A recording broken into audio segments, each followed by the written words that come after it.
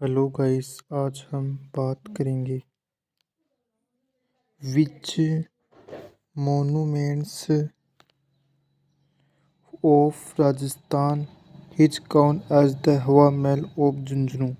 मतलब जो झुंझुनू का हवा महल है उसे स्मारक विच कौन सी स्मारक कहा जाता है। यानी राजस्थान की कौन सी मोनूमेंट यानी स्मारक को झुंझुनू का हवा महल कहा जाता है। मतलब राजस्थान की कौन सी मोनूमेंट्स यानी स्मारक को झुंझुनू का हवा महल कहा जाता है। और खेतड़ी महल को झुंझुनू का हवा महल कहते हैं। इसका जो निर्माण है भूपाल सिंह ने करवाया था। किसने करवाया था? भूपाल सिंह ने। किसका निर्माण करवाया था? खेतड़ी महल का निर्माण करवाया था। अगर कोई आपसे पूछे कि चित्र पैलेस को क्या कहते हैं? चित्र पैलेस को उम्मेद भवन कहते हैं। और ये जो चित्र पैलेस है ये जोधपुर में है। और लालगढ़ महल बीकानेर में। कहाँ पर है? बीकानेर में। कौन सा महल है? लालगढ़ महल। लालगढ़ महल बीकानेर में है। लेकिन इसका नाम लालगढ़ क्यों पड़ा? क्योंकि महाराणा जो गंगा सिंह थे बीकानेर के, उनके पिता लाल सिंह की याद में लालगढ़ महल का निर्माण करवाया गया था। इसकी याद में ये किला बनाया गया था। Which fair in Rajasthan also called the Kumbh of the tribals. मतलब ट्राइबल्स यानी आदिवासियों का कुंभ किस फेयर यानी मेले को कहा जाता है? मतलब आदिवासियों का कुंभ किस मेले को कहा जाता है? जैसा कि आपको पता है कि आदिवासियों का कुंभ बेणेश्वर धाम को कहा जाता है। ये भीलों का भी कुंभ है। मतलब जो बेणेश्वर धाम है ये भीलों का भी कुंभ है। और इस आदिवासियों के कुंभ को वांगड़ का पुष्कर भी कहा जाता है। बेणेश्वर धाम के 4 नाम हैं। पहली बात, बेणेश्वर धाम के 4 नाम हैं।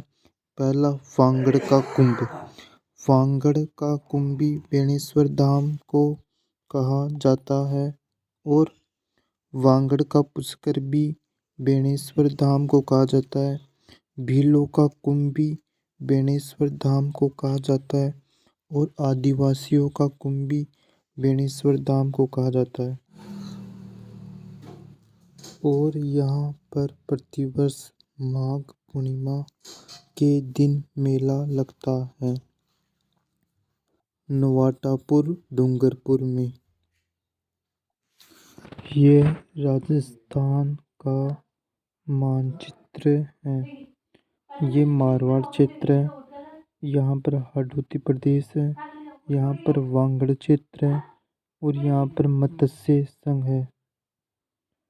मारवाड़ का कुंभ रामदेव जी के मेले को कहते हैं। कोई आपसे पूछे कि मारवाड़ का कुंभ किसे कहते हैं? रामदेव जी के मेले को मारवाड़ का कुंभ कहते हैं। और मत्स्य संघ मतलब मत्स्य प्रदेश का कुंभ भर्तरी मेले को कहते हैं।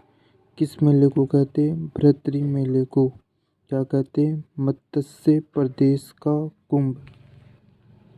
और कोई आपसे पूछे कि हाडोती का कुंभ किसे कहते हैं? सीताबाड़ी को कहते हैं। हाडोती का कुंभ सीताबाड़ी को कहा जाता है। और ये कुंभ 12 में लगता है। शीतला माता का जो मेला है ये मुख्यतः सील की डूंगरी सील की डूंगरी नामक स्थान पर सीता माता का मेला लगता है। और शीतला माता का मेला सील की डूंगरी नामक स्थान पर लगता है जो चाकसू जो कि जयपुर में है।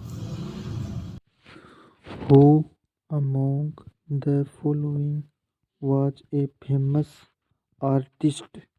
शेखावटी ख्याल जो शेखावटी ख्याल है उसके आर्टिस्ट यानी कलाकार हु यानी कौन है।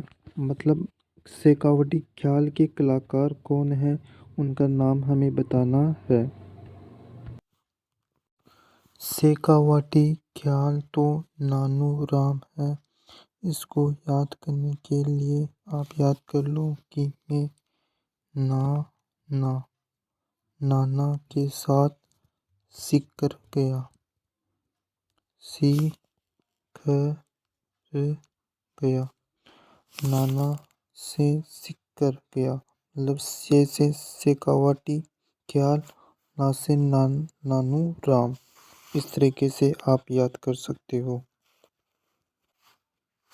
लच्छी राम की जो ख्याल है कुचामनी ख्याल है। इसको याद करने के लिए आपको याद करना है कि कूचा कूचा और जो कूचा होता है ये खेतों में होता है और लच्छी राम खेतों में कूचा नामक स्थान पर खेलता है कूचा में खेलता है। और जयदयाल सोनी के द्वारा तुर्रा कलंकी लिखी गई। क्या लिखी गई? तुर्रा कलंकी जयदयाल सोनी के द्वारा। अगर आप भगवान राम की जय नहीं बोलेंगे तो आप पर कलंक यानी कलंक लग जाएगा। इस तरह से आप याद कर सकते हो। उंगम राज को कुचामनी ख्याल कहा जाता है। उंगम राज ने कुचामनी ख्याल लिखी। इसको याद करने के लिए उगम जब सूर्य उगता है जब सूर्य उगता है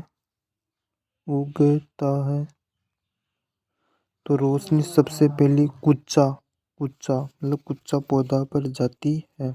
इस तरीके से आप याद कर सकते हो। हेला ख्याल कहाँ की है ये याद करना बहुत ही सरल है। ला से लाल सोर हो जाएगा हेला ख्याल लाल सोर की है। और हेला ख्याल दौसा की है। और इसके जो ख्याल है हेला शायर के द्वारा ही बजाई जाती है। अलभमसी ख्याल कहाँ की है ये याद करना बहुत ही सरल है। अल से अलवर हो जाएगा। इससे आप आसानी से याद कर सकते हो। और ये मुंडावर नामक स्थान की है जो कि अलवर में है। मुंडावर नामक स्थान पर। लेकिन कोई आपसे पूछे कि अलभमसी ख्याल कहाँ की है अलवर की है। और अलभमसी ख्याल के जो कलाकार हैं उनका नाम अली बम्स है। और इसे अलवर का रसखान भी कहा जाता है। Of the Kishangarh school acclaimed as the Mona Lisa of India by Eric Dixon। जो किशनगढ़ चित्रकला शैली किशनगढ़ जो चित्रकला शैली है उसके नाम से इरिक एडिसन ने उस चित्रकला के आधार पर इरिक एडिसन ने मोनालिसा भारत की मोनालिसा का मतलब उस चित्र को भारत की मोनालिसा का किस चित्र को कहा यह हमें बताना है। बणी और ठणी, बणी ठणी को भारत की मोनालिसा कहा गया। भारत की मोनालिसा कहा गया था। कमल से भरे हुए फूल, कमल से भरे हुए सरोवर कैसे किशनगढ़ शैली हो गई। और आपको पता होना चाहिए कि किशनगढ़ में 1973 में 20 पैसे के डाक टिकट जारी होते। मतलब 20 पैसे के जो डाक टिकट है वो किशनगढ़ नामक स्थान पर जारी होते हैं 1973 में। ढोला मारू मतलब जो ढोलू मारू है ये मारवाड़ शैली के अंदर है। रूपमती बाज बहादुर मारवाड़ शैली में है। मतलब रूपमती भी बाज बहादुर की है और ये मारवाड़ शैली में है। Which one of the following Rajasthan singer made the famous march style folk singing popular at the national और इंटरनेशनल लेवल।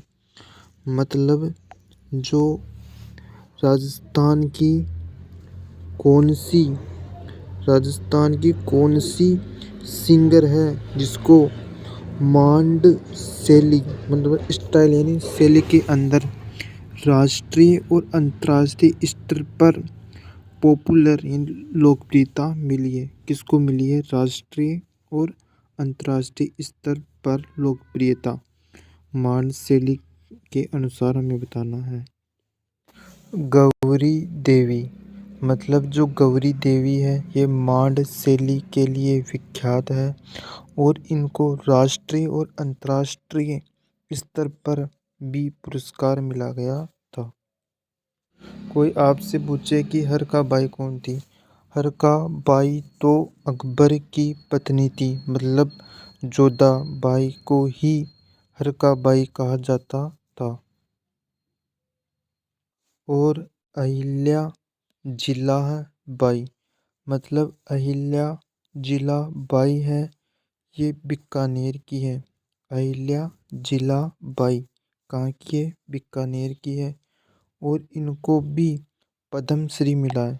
मतलब अहिल्या जिला बाई को पद्मश्री मिला है और इसको मरु को किला भी कहा जाता है। मतलब जो अहिल्या जिला बाई है इसे मरु मरु को किला भी कहा जाता है। महत्वपूर्ण बात यह है कि बतूल बेगम भी मांड शैली के लिए विख्यात या प्रसिद्ध है। In which place of Rajasthan do we find Rampuria Haveli. मतलब राजस्थान की जो रामपुरिया हवेली है कौन सी हवेली? रामपुरिया हवेली। ये रामपुरिया हवेली विच कौन से स्थान पर है? रामपुरिया हवेली तो बीकानेर में है। मतलब जो रामपुरिया हवेली है ये बीकानेर में है और काफ़ी ज़्यादा प्रसिद्ध है। और बछौतों की हवेली तो बीकानेर में। मतलब जो बछौतों की जो हवेली है ये मुख्यतः बीकानेर में है। कालीबंगा सभ्यता की पहचान तो डॉक्टर एल.पी. टोसीटोरी ने की थी। मतलब जो कालीबंगा सभ्यता है उसकी पहचान डॉक्टर एल.पी. टोसीटोरी ने की थी। Doctor LP. टोसीटोरी राजस्थान में घंगर यानी सरस्वती नदी पर शोध कर रहे थे। मतलब जो डॉक्टर एल.पी. जी टोसीटोरी है ये राजस्थान की जो घंगर नदी है उस पर शोध कर रहे थे। उन्होंने घंगर नदी के पास प्रमुख टीलों को देखकर, मतलब जब घंगर नदी के पास वह भ्रमण कर रहे थे तो उन्होंने टीला देखा। उस टीलों को देखकर उन अवशेषों को उन्होंने जो है कालीबंगा की पहचान दी और बाद में खुदाई चालू की थी। क्या कालीबंगा दोहरी प्रकोष्ठ की सभ्यता है? हाँ, कालीबंगा दोहरी प्रकोष्ठ की सभ्यता है।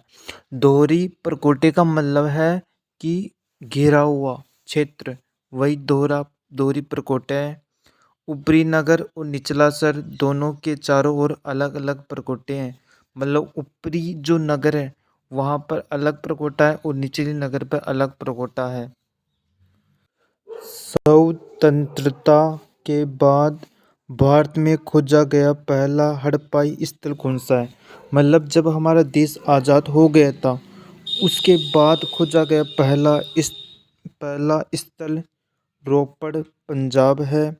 और रोपड़ पंजाब को 1950 में खोजा गया। ये आज़ादी के बाद खोजा गया पहला हड़प्पाई स्थल था। ताम्रवर्षण यानी सांड प्रतिमा कहाँ से मिली?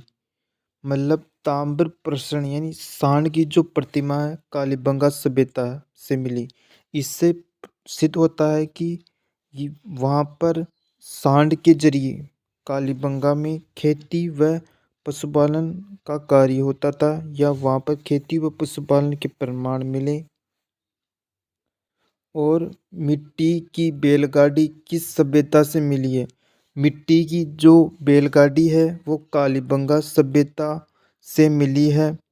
और मिट्टी की बैलगाड़ी कालीबंगा सभ्यता से मिली है, ये तो सही है, लेकिन इससे हम अनुमान लगा सकते हैं कि मिट्टी की बैलगाड़ी से कृषि की जाती है और ये परिवहन का एक प्रमाण भी है। भूकंप के प्रथम साक्ष्य कहाँ से मिले?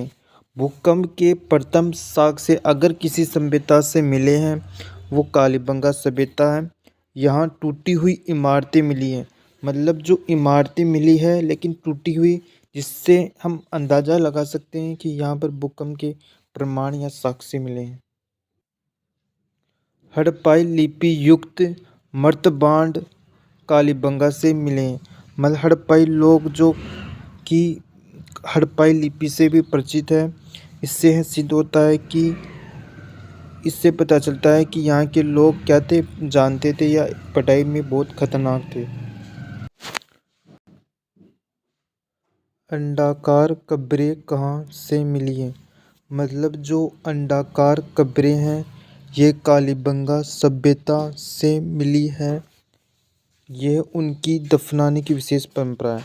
मतलब कहीं पर तो जलाया जाता है, लेकिन यहाँ पर कालीबंगा में अंडाकार कब्रें होती हैं। फिर अंडाकार कब्रें में व्यक्ति को रखा जाता है या स्त्री को या जो भी मरी उसको रखा जाता है।